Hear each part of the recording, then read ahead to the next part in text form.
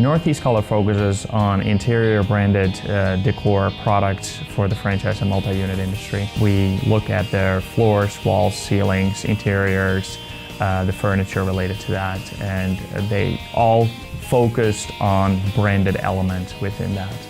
We were interested in the GS because of its quality and the LX3 Pro because of its speed, and so Chris and I were kind of fighting at odds over that one. And then we were presented with the H3 as a beta side, and when we both looked at that, it both had the quality and the speed that we were looking for. When we were introduced with that, we were really interested.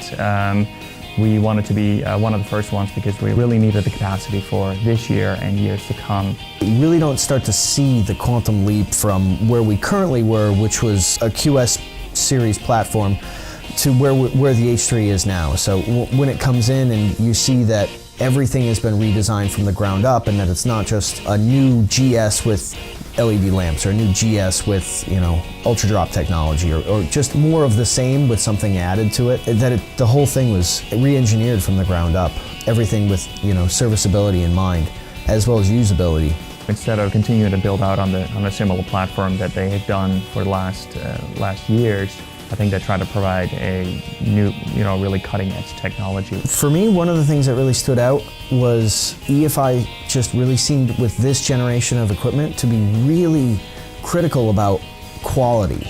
It's all we kept hearing during the install was quality, quality, quality, and you know, then when you start hearing about things like the new Ricoh Gen 5 printheads that are not in any of the other equipment, or the linear drive, or, you know, the parallel belts, or all of these little things, it all kind of starts to build on itself to really reinforce that we're trying to get tight drop placement out of the printer, because that's going to drive up our quality.